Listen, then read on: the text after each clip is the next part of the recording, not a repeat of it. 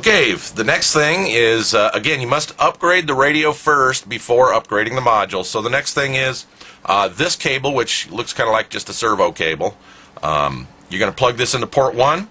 You'll need to peel off the label off the back of the module here. And notice it's keyed as well. I'm going to save my label and stick it back on when I'm done so dirt and stuff over time doesn't get in there. So once again, we're going to stick the module in keyed.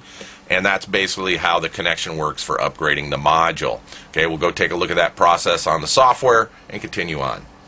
Okay, next up we're going to upgrade the module, the Spectra module in the back of the Aurora 9. So go ahead and run your software. Alright, and make sure you're plugged in and you got the blue bar across here showing you're talking to the HP 22. And at this point you're going to select etc. and you're going to select Spectra module.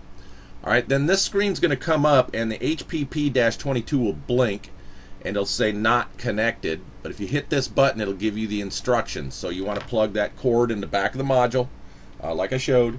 You want to turn on the transmitter. Alright, and then on the transmit screen, you want to hit yes. You have to do that. Okay, once it talks to the module, you'll get this new screen. And it's basically saying I'm on version 1.01 right now. Low battery warning function. I guess that's a battery issue while you're upgrading. Not quite sure, but we're going to go ahead and hit upgrade at this point. We're going to select our version just like all the other ones. Alright, 2.0. We're going to hit continue and it's going to upgrade it. And this one's going to take a little, not quite as fast as the receiver, a lot faster than the transmitter, so we'll just let it go. We'll see what we come up with when it's done. Again, your HPP-22 light will be blinking. My module, both the red and blue, are blinking in the back, showing it's upgrading. And upgrade complete, and it should come back. And now it's saying version 2.0, low battery warning function. Ah, look at that. You can set, this is one of the new features with this system on setting your warning level. So you can do 4 or 5 cell, or you can customize and customize how you want the alarm to be. Alright, so this is low battery warning level setup. I don't know if this will actually be in the radio, but basically that's it. So I wanted to show you that. And of course you can put in battery voltages you want and save those, etc., and go from there. Alright, so that's kind of a new feature with the upgrade. We'll continue on.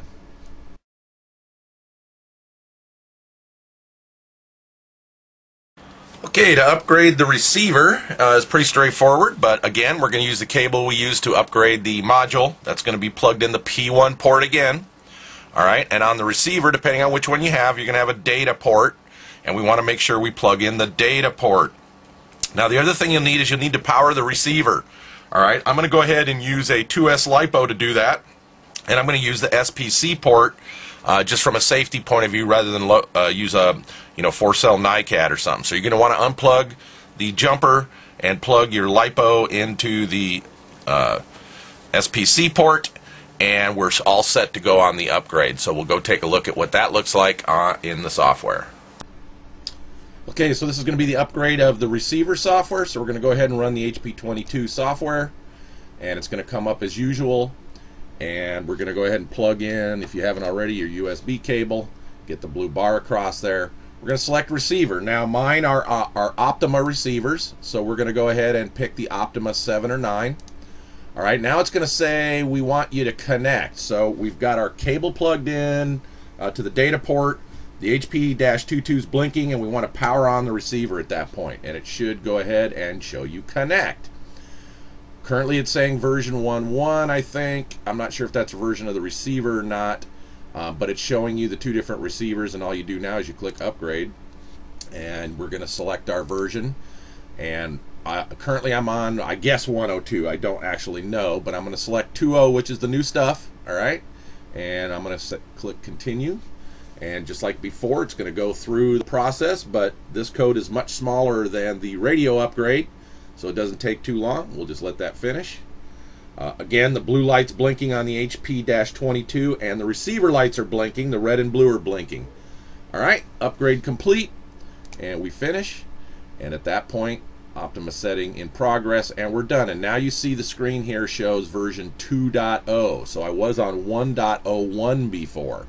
All right, and when we click upgrade again, I only had 102 and 2.0. Oh, I can't go back to the 101, so realize that, which is what my receivers are on. All right, so no, we don't want to continue on that. All right, so that's upgrading the receiver, and if you've got a couple of them, might as well do that now.